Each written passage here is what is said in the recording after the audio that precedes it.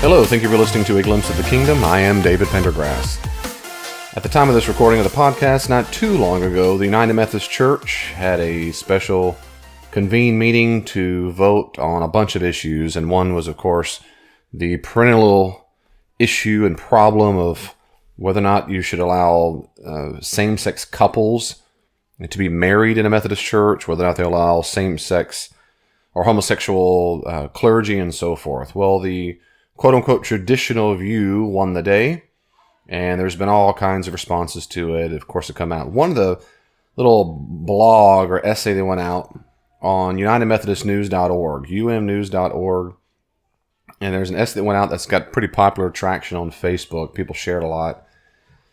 And it's called Commentary, quote, "Be Careful Using the Bible" by the Reverend James R. McCormick from Cumming, Georgia. And he is retired. James McCormick is retired Methodist minister. I don't know how long he served, but for a long time. I read his essay, and I thought that there were portions of it with which I concur, and other parts I thought were just really, really uninformed and bad. And it demonstrates again how very unfortunate it is that people online don't know the difference and of these certain issues, and I'll talk about them as we go along. I waited a while to record this podcast because I was really worked up a little when I first read it, because I was very frustrated that this kind of stuff goes around.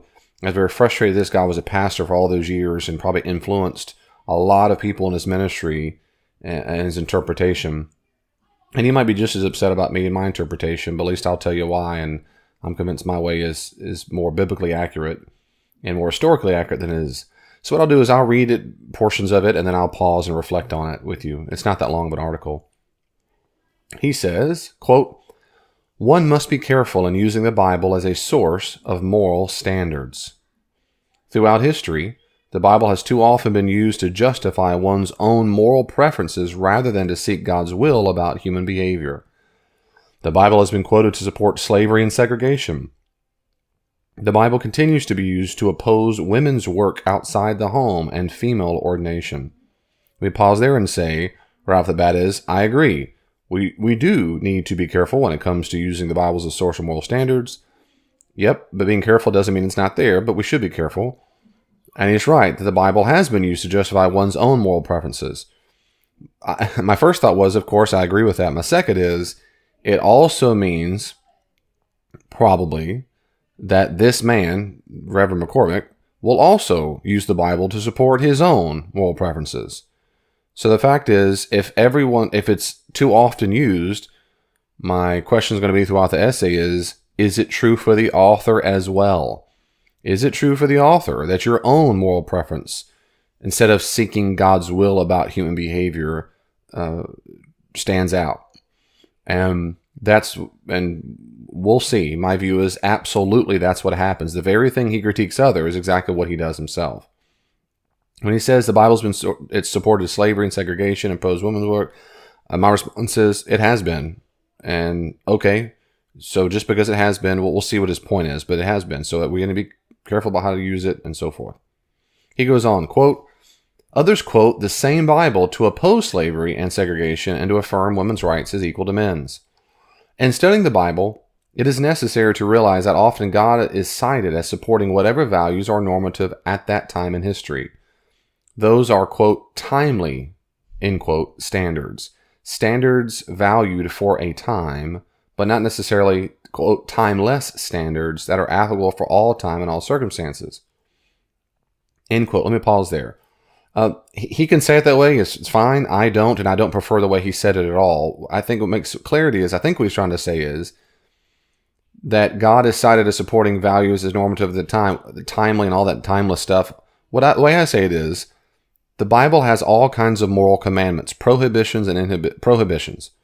The question is, are all the moral commandments, are they morally binding only in a context in which they were stated, or are they morally binding on any other people group? And that's the question.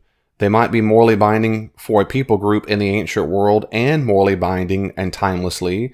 They might be morally binding for a people group and not morally binding for any other people group ever in history. So there's a lot of different variations on this. But that's why the question for me should be, is a moral commandment in the Bible Is it morally binding on me today in the modern Western world? That's the question. And so we'll go on from there. Quote, he says, remember that the Bible affirms Abraham having sexual relations with Hagar, Sarah's maid, in order to produce his first son Ishmael. Let me pause there for a second. When it says the Bible affirms, I don't know what he means by that. What he should have said is, the biblical author writes, at least one author, if not several editors, wrote a story that described how Abraham had sex with Hagar. And if you go read Genesis chapter 16, where the story is told, it never says or implies that God said that Abraham should have sex with Hagar. In fact, Sarah, Abraham's wife, is the one who told Abraham, go have sex with Hagar since I can't have a baby. So when it says that the Bible affirms it, no, it doesn't. The Bible, the Protestant Bible alone, is 66 books of the canon. The Bible doesn't affirm it. The narrative in Genesis chapter 16 describes where Sarah told Abraham to go sleep with her maidservant to have a baby. So right off the bat, it tells me that James McCormick is not trying to be real clear about exactly what the text says. The second thing it tells me is, probably, I know what he's relating because it's a very common argument, is that if something appears in the biblical narrative, it therefore is affirmed by, quote, the Bible. That's absolutely false. It's false.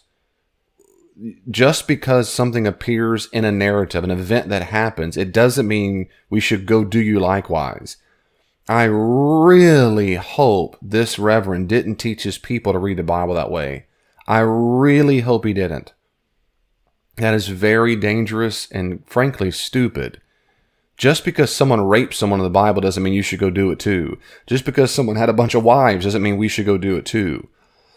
It is not Aesop's fables where the moral of the story is go do blank or don't do blank. I've talked about this a whole lot in other podcasts. I've done a whole series based off the book How to Read the Bible for What It's Worth, which is a good summary of how scholars read this. But that's not historically how Christians read the Bible.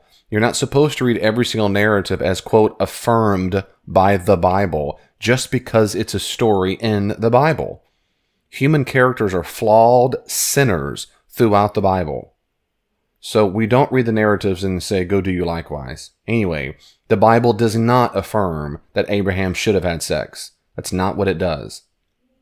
Go back, quote, only later did Sarah produce Isaac, or Yitzhak, through whom Jews trace their ancestry. Remember King Solomon's legendary 1,000 wives and concubines? Today, we would call Abraham's and Solomon's sexual actions adultery and not condone such actions for the behavior of others. Let me pause there for a second. Yes, King Solomon apparently did have a lot of wives and concubines. The Bible never, ever praises that. Ever. It never, that I know of, explicitly condemns it.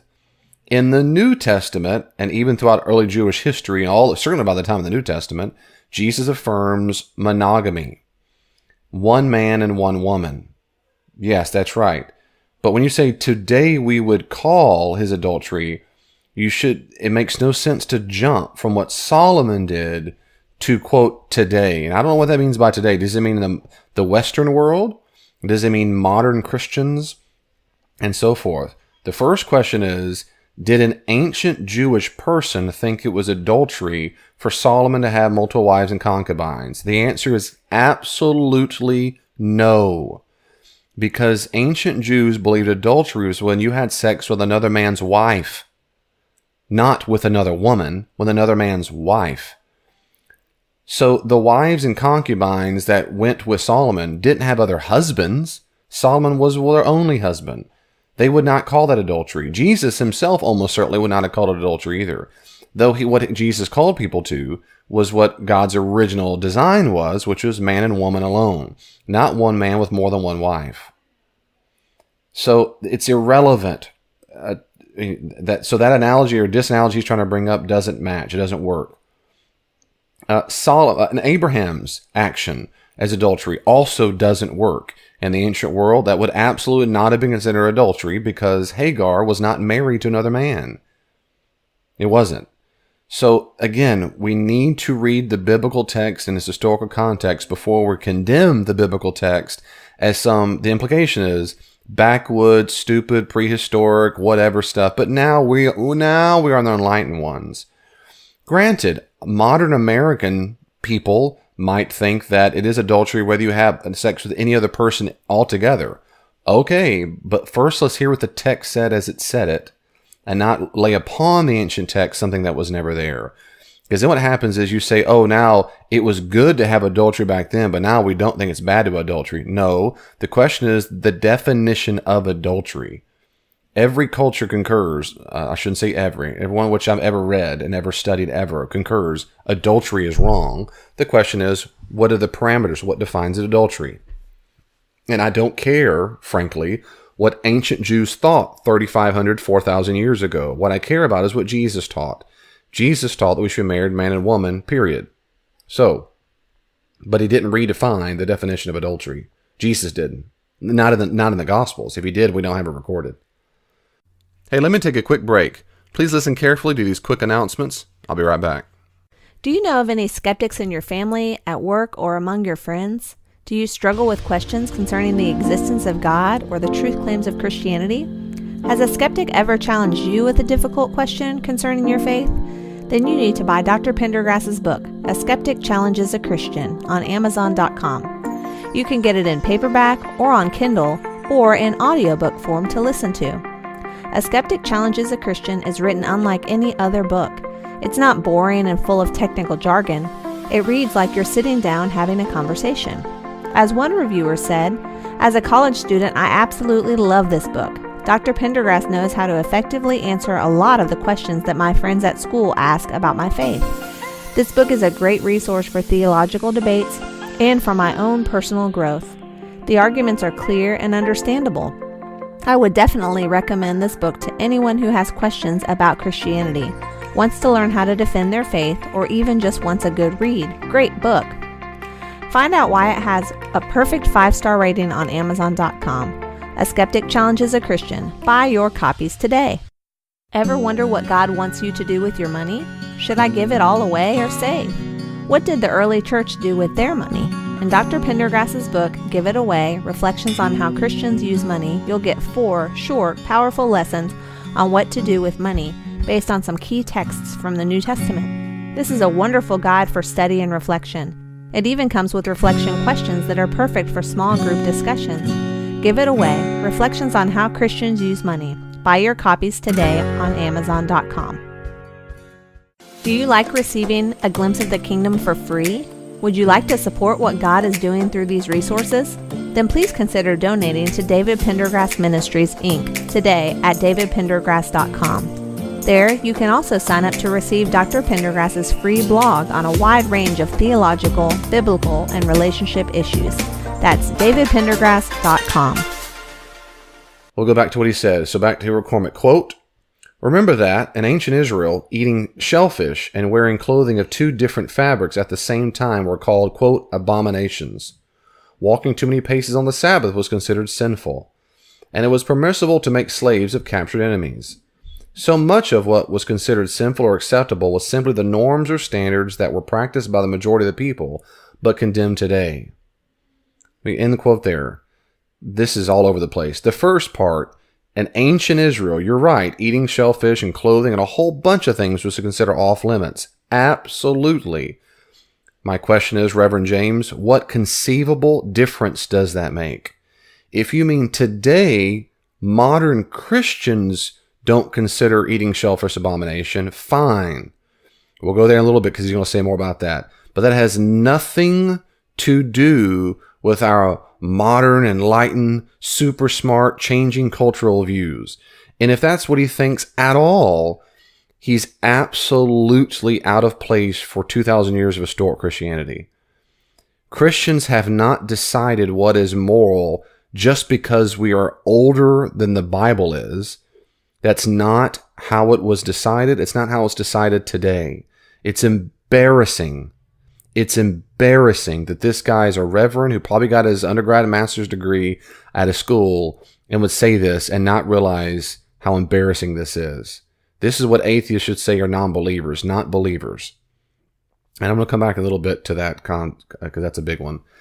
When he says the last part of it here, so much of what was considered sinful or acceptable is simply the norms or standards that were practiced by the majority of people but condemned today. That just doesn't make any sense. But condemned today, it doesn't make any sense. If he means there are things, the sentence just doesn't make any sense. I don't have to say it doesn't make any sense. Things that were considered sinful or acceptable were the norms or standards. A sinful behavior is not a norm or a standard. If you mean in the ancient world, it was common to articulate certain behaviors as sinful, and they were just part of those cultural norms of a society, to that I would say, on some things, yes, but not within the Jewish covenantal stipulations. He is showing overwhelming ignorance if he thinks the average ancient person thought it was sinful to walk on the Sabbath.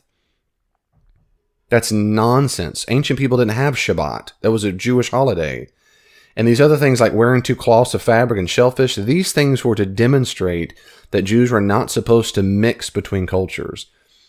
You're hard-pressed to find too many things within the Levitical stipulations through Leviticus and the Mosaic Law and Exodus and Deuteronomy that fit the ancient Canaanites or Egyptians and Mesopotamian cultures. Once again, you need to know the historical context. When Jews thought they were in a very particular covenant agreement with the God of the universe, it involved very particular covenant stipulations. And if you think, this guy or you listener, if you think that everybody in the ancient world had the same old norms, then you do not know anything about the ancient world. You need to go read scholars in the field to see how wrong that is. The Jews did have some values in life, some ethical norms that were similar to absolutely. They had some prohibitions that were similar, absolutely. But when he says so much of what was considered, the evidence is against him. That's demonstrably false. The other thing I'd say to that is, sinful behaviors back then wouldn't be condemned today. If it was a sin for an ancient Jew to put 2 different kinds of fabrics together, and again, how much that really was a violation, we don't know. We know it's part of the Levitical code, almost certainly to demonstrate not mixing with cultures. It's a metaphor. We don't condemn that today. He said, but we condemn it today. That doesn't make any sense. Who in the church condemns mixing fabric? Who in the church, the sentence makes no sense. I think the whole point, if I'm being as fair as I can, I think what he's saying is, back then, their values were purely dictated by the ancient milieu or the ancient cultural mindset of their neighbors. But today, things are all different. If that's what he means, that's a common argument. He's just flat out mistaken. He's completely wrong. That is not true. Okay, back to quoting him. He said, sadly, that practice has not changed. I don't know what the practice is, but okay. As a child, I was not allowed to have playing cards in our house. Dancing and even going to the movies were frowned upon, and drinking alcoholic beverages was not allowed. I was told that Jesus and his disciples drank only grape juice! Today, all of those things are permissible even by religious people, showing that moral standards do evolve. I remember the insightful words of James Russell Lowell, quote, "New occasions teach new duties. Time makes ancient good uncouth. They must upward still and onward who would keep abreast of truth." End quote. Okay, let me say a few things about that. The last end quote is completely irrelevant. New occasions teaching new duties. Perhaps a moral duty is not the same as a moral value or a moral standard. This is where, again, he's confused and needs to take a basic class on morality and ethics in a master's level class. And this idea of, when he says, he's quoting James Lowell, they must upward still and onward who keep abreast of truth. That is, you keep on progressing. If that means you think moral values incessantly progress every year or 2 year, whatever it is, that's nonsense. That's demonstrably false. If you mean by that civilization of the last 5,000 years has developed certain moral values or discovered certain moral values, I agree with that. Moral duties, of course, change depending on the situation. Moral duties are not the same as moral values. And what he means are moral values, that's what he said, or moral standards.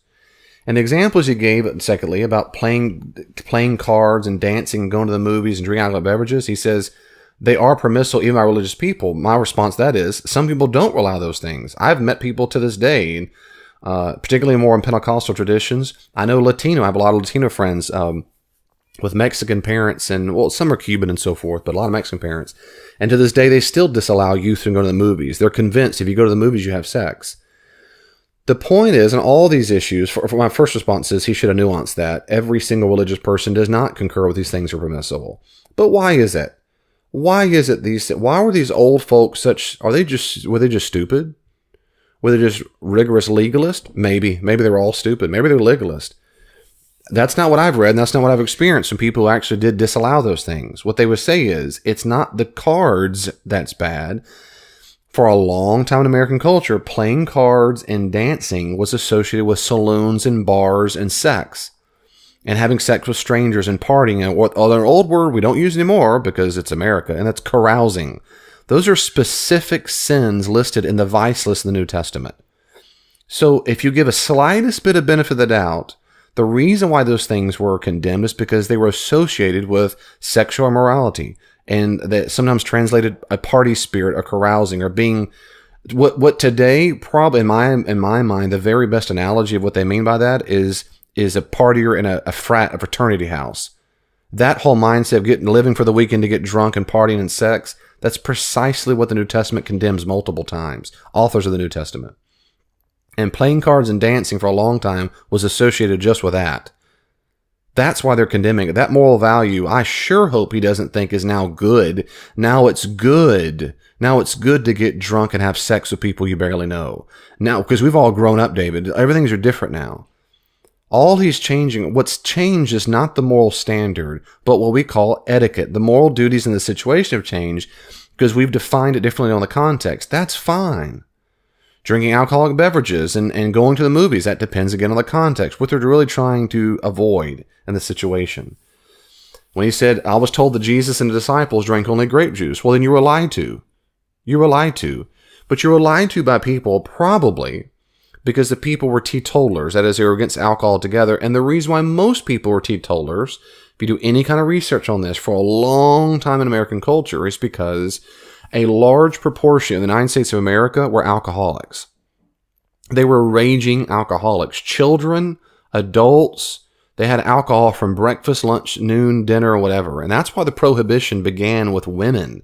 Women, moms and wives, went to bars, saloons, and literally crashed them. They threw things through glass, took bars and beat the snot out of them because they represented their entire family was about to die. They were absolutely addicted to alcohol. It was a national crisis, and that's why the government eventually voted for the prohibition.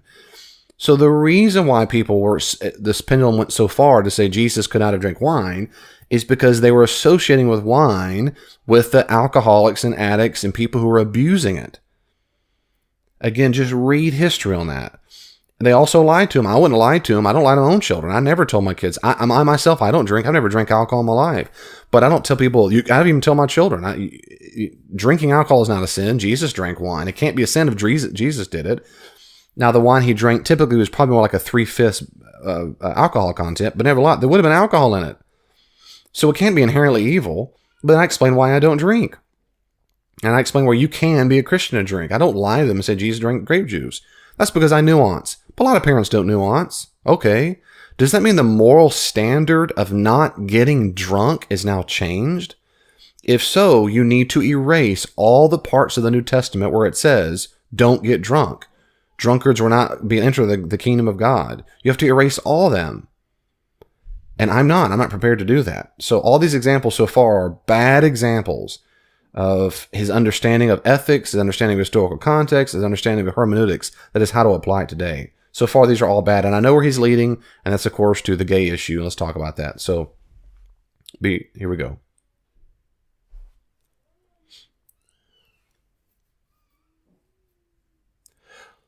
Okay, so he's about to talk about the gay issue. Here he goes, quote, "That brings us to a question sharply dividing the Christian community in our time. How are we to think about and act toward the LGBTQ community?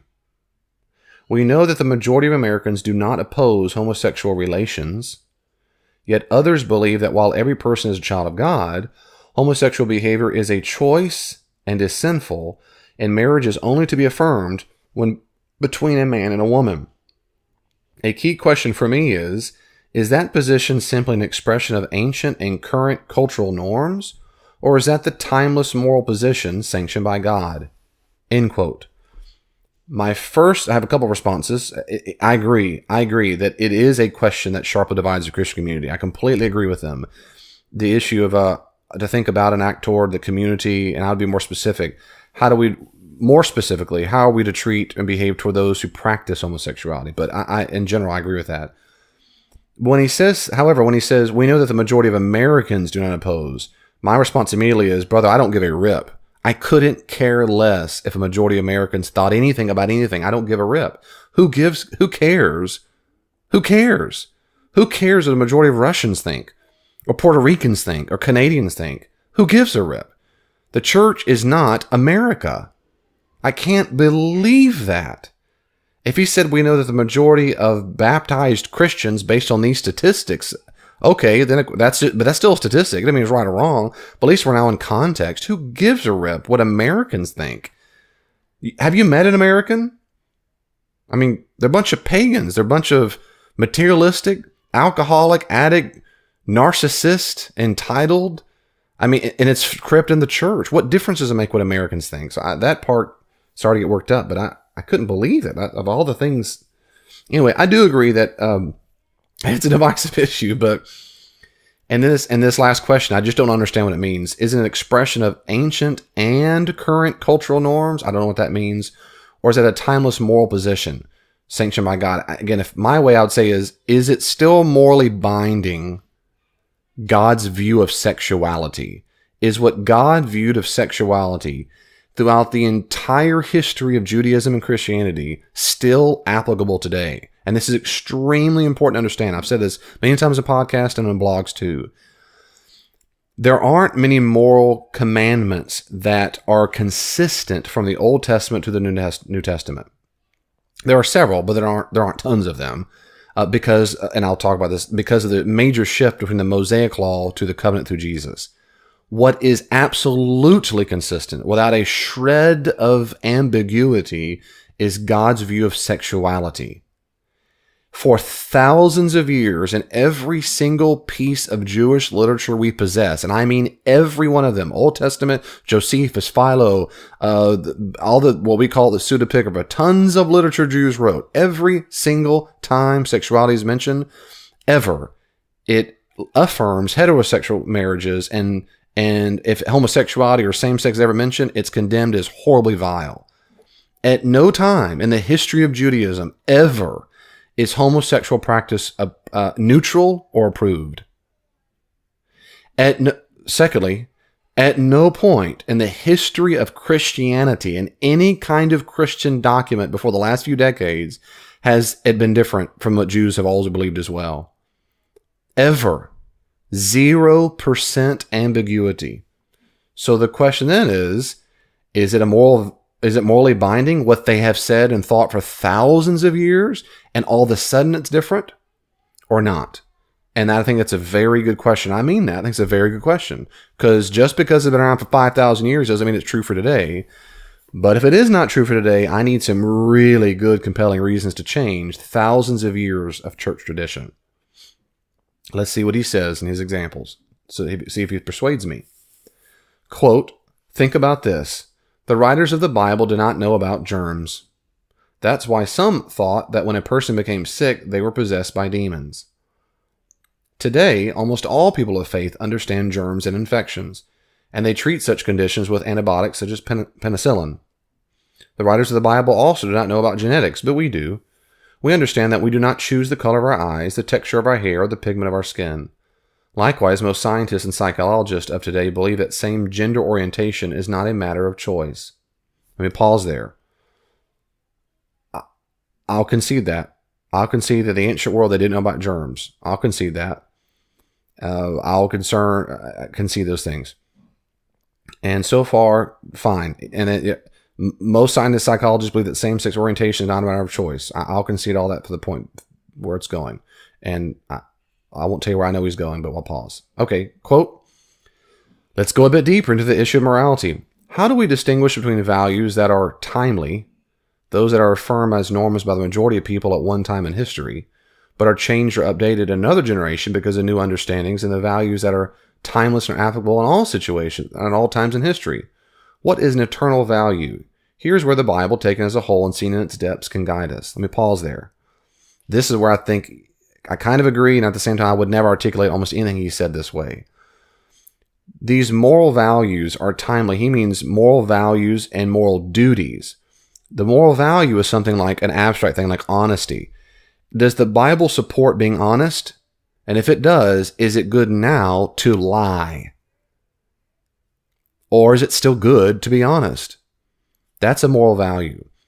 A moral duty is it always the right thing to do to tell the truth no matter the circumstance? That's different. There are times that a person might argue it's better to lie to a person who says, I'm going to go kill your family, tell where they are, and you lie to them, than it is to tell the truth.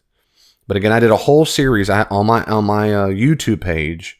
I've got I think it's 5-part series on morality, and I explain all of this. If you have not explored morality, if you've never been exposed to any scholarship on it ever, I give the best I can an introduction in only five easy payments on morality and how to understand the distinctions here. Okay, that really much matters.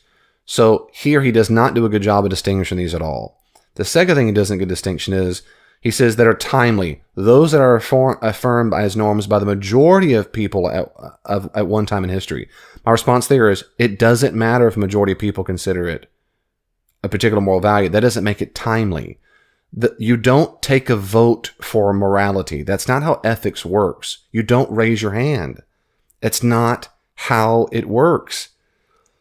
The majority of the Jewish teachers for which we have evidence in the ancient world believed certain moral norms. Yeah, that doesn't mean all Jews of the time period always thought that.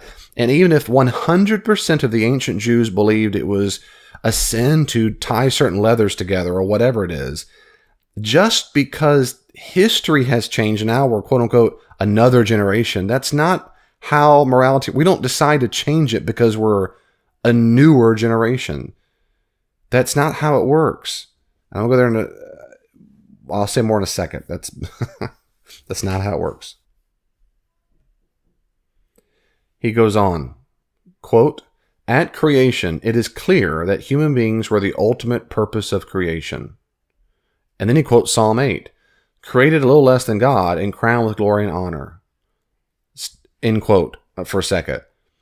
My response is, where is that clear? Where is it clear that at creation, human beings were the ultimate purpose of creation? Maybe they were. How is that clear?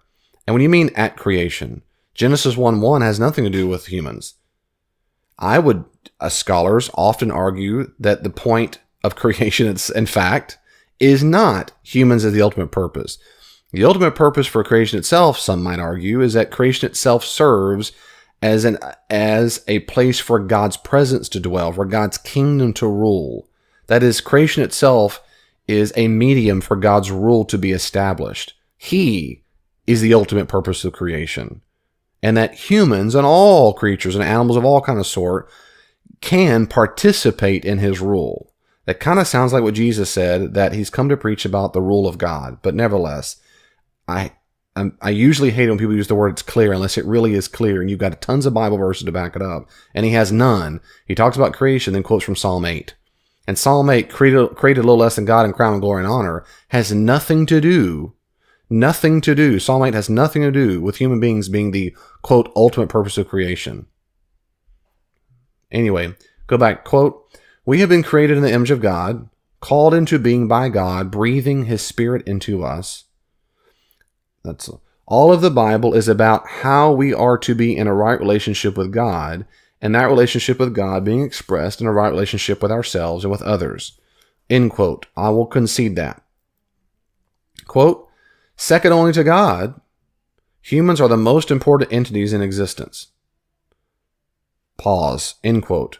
Why in the world would you say that? What possible evidence do you have that humans are the most important entities in existence? The Bible doesn't say that. Just because we were created in God's image, according to in Genesis, does not mean we're the second most important entities in existence. When the psalmists say you create us a little bit lower than the angels, if you take that as a literal ontological thing, great. That means we're better than angels. But that doesn't mean we're second place. We don't know all of the beings God has created in the universe. We don't know that. How could you possibly rank it? There might be aliens on some other planet that are much, much more higher in God's love list. We just don't know. What we know is what we know. And the Bible never says we're the second most important entities in existence. And if it is, show me where in Scripture that is. I don't know where you could ever get that idea from. But, okay, back to the quote. Quote, therefore, what is moral in a timeless sense is whatever is helpful to human beings, and whatever is immoral, he says, and what is immoral is whatever is hurtful to human beings. That is a timeless value. It cuts across all times and circumstances. It helps us separate temporary customs from values that are lasting. End quote. And this is exactly where I knew he was going to go when I read it, and this is exactly what I'm so overwhelmingly disappointed and embarrassed by. This is nonsense. It is nonsense. Number one, the Bible never says we're the second most important entities. Two, you can't move, even if it were, even if we were that, you can't move from that to therefore the moral value that's timeless is anything that doesn't hurt us. That's just sheer nonsense. That's just sheer nonsense. What that is good, grade A pagan mindset. That's what pagans think. And I've done podcasts on this before. This is that oldie but goodie, at least in our modern culture. And that is, as long as it's not hurting anybody, then it's okay to do. But if it hurts someone, then it's not okay to do. That's just stupid. I went to the dentist the other day, and it hurt a lot. My dentist did nothing wrong to me. I'm not the second most important entity in the world in creation, and the dentist hurt me. Therefore, and that's what you would have to believe if this is a timeless value, whatever that means that it would mean that. He means it's a moral imperative. It's morally binding that every single time you hurt a human being, you've just sinned. You see how stupid that is? I've spanked my children. I was spanked. It hurt their bottom. I didn't sin by spanking them. The dentist didn't sin. My chiropractor doesn't sin when he cracks my back. I mean, on and on examples it gives. We can give tons of examples where human beings hurt other human beings, and it's the right thing to do. It's the right thing to do. There are multiple biblical verses that speak about God causing harm or suffering that is redemptive. It's good. It's for discipline. I could go down a long list, and I won't now because I have another podcast and blogs about suffering. This is abject nonsense. And then I'll bring up what I've been alluding to a long time. Say, I'll get to it later. In the New Testament, what they did not do is, this is so important. I've said this many times, and it's so worth repeating. This kind of nonsense is out there everywhere, and it's so frustrating because the New Testament is there. It should be our guide of how to do it. At least it seems to me. You pick someone else, I'm not going to find it convincing. I think the New Testament should be our guide. The earliest Christians should be our guide on what to do with the Old Testament. What nobody said in the New Testament era is, hey man, it's a new generation. It's a new generation. Just times are, they are changing. Those old fogies, my grandparents didn't know what the crap they were talking about. They never said that. The changing factor on what was morally binding was Jesus, for crying out loud. Jesus never called people back to Levitical codes. Jesus never asked people to be a really good religious observant Jew and make sure they never violated everything Moses commanded at the temple. In fact, he critiqued the temple. He judged the temple. The earliest Christians were adamant about this. There was a massive council, and it is massive, meaning massive in importance, for which we have direct evidence, people who were there, eyewitness testimony, in Acts chapter 15. When these Gentiles had to be converted to Christianity, and the question was, do they need to have the Mosaic law forced upon them or not? And the answer was, no, they do not. What they did not say was, come on now, stupid. That's with our parents' generation. That's not all timeless. What's really timeless, as long as it doesn't hurt them. Just tell those new converts, just don't hurt anybody, and that's okay. I can't believe how bad this nonsense is that he just said. And this is what's preached and promulgated all over the place. Why can't Jesus be good enough?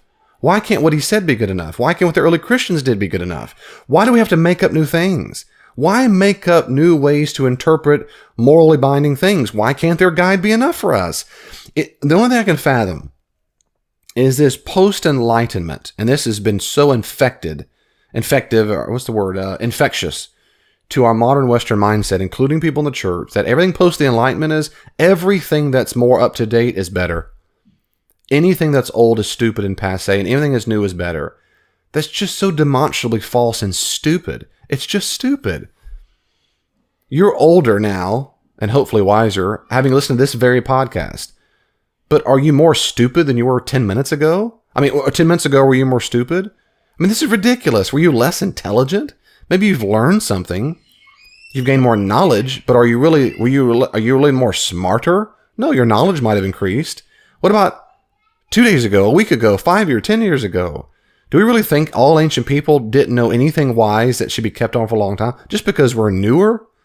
Not to mention what happens in 50 years. The things we think are so awesome and cool right now, it'll be stupid later on. I would do this. I would time travel 100 years, 50 years, 10 years, and I'd read this article and say, this dummy, he read this and said, we're the second most important entities in existence, and what's timeless, as long as it don't hurt anybody, that was stupid. That's so 10 years ago.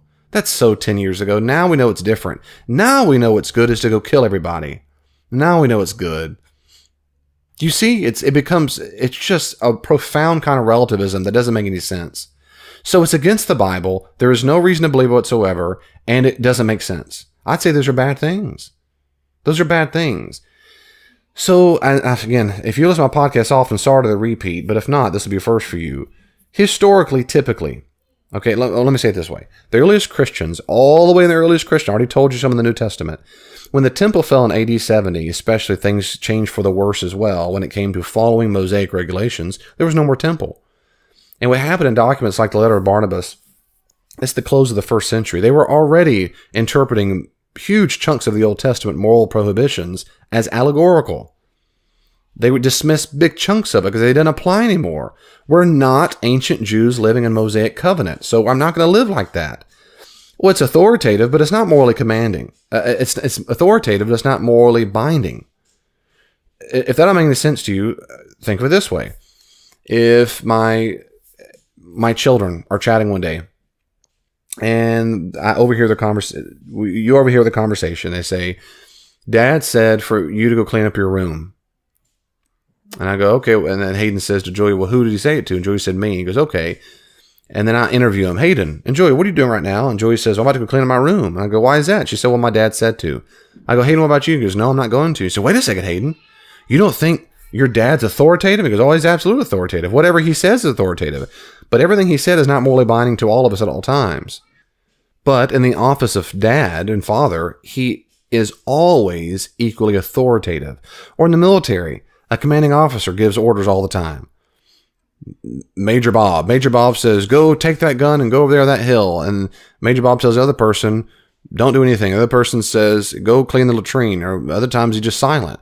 Every single time he says anything whatsoever, every single soldier is supposed to be listening because everything out of his mouth is authoritative because he's in the office of commanding officer. But not everything is morally binding. It depends on who he's talking to. Well, in the early church, it's the exact same way. When we read the New Testament, it's the exact same way. Every single thing Jesus said, everything we find, I'll be even broader. Everything a biblical author says is authoritative for the Christian. The biblical authors are commanding officers, particularly on the things they're trying to affirm, like who God is and what he wants and how to live life. It's always equally authoritative. Of course it is. It's not all equally binding. The ancient Jews didn't think everything was morally binding at all times. Jesus did not think everything was morally binding at all times.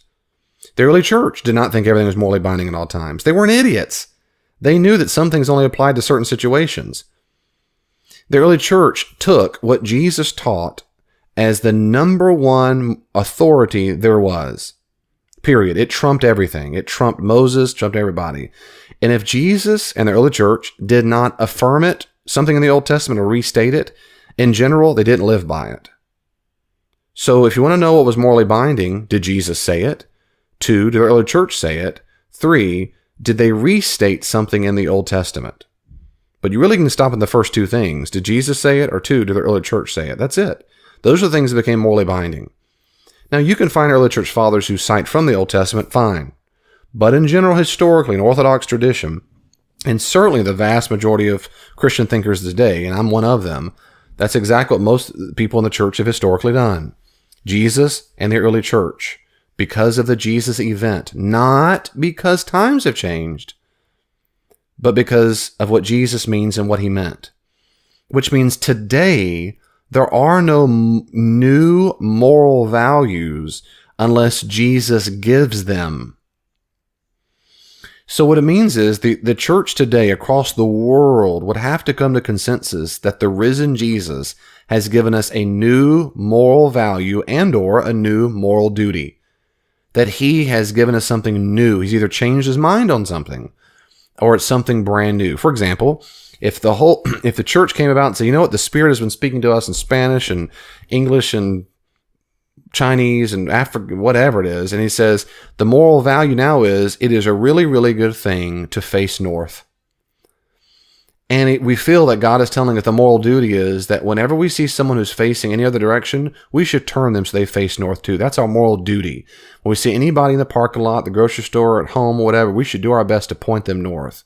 The moral value, always face north. The moral duty is try to force other one to face north. And we don't have to believe that risen Jesus has told us that. If and until that time happens, we're not calling that a moral value or moral duty. Let me say the opposite. We have no moral value and duty. Now it is no longer a moral value to remain married. So we no longer have the moral duty to stay married except for in rare emergency situations. And we'd all have to believe in the church of the resurrected Jesus, through his Holy Spirit has now told us he changed his mind. It's now okay to get divorced. It doesn't really matter why you do it at all. And you don't have to stay married. But that's what it would take. That's what it would take. It would take the church around the world to tell us that's the case. We'd have to all come to agreement before we changed. Otherwise, there is no moral value and no moral duty. Otherwise, there is no new good thing that used to be bad. We go to Jesus or to the church, period. Okay. Because of that, all he's saying here about whatever is hurtful to humans is bad is just nonsense. It's not Christian, it's not biblical, and it's embarrassing that a minister would say this. Okay, I'm going to wrap up there today in part 1, and I really hope you'll listen to part 2, which will come out really soon, and we'll pick back up there. Well, the conversation isn't finished. You can always reach out to me on social media. Are you on Facebook? I am too. At Glimpse of the Kingdom. Glimpse of the Kingdom on Facebook. Be sure to like it and you can see updates there. Also, if you're on Twitter, check me out at Dr. D. Pendergrass, at Dr. D. Pendergrass, or at Glimpse the King, at Glimpse the King. And I try my best to respond to comments and questions on there as quickly as I can. If you want more, there are many more resources on the podcast and my blog. Go to my website, davidpendergrass.com, davidpendergrass.com, and you can see a full list of the podcast, and my blog is available for free. Are you active in a church right now? I'd be happy to come out to your church and do all kinds of classes and workshops there. Check out davidpendergrass.com, davidpendergrass.com for more information. And may God in his great grace give you even just a glimpse of his kingdom this week. See you next time.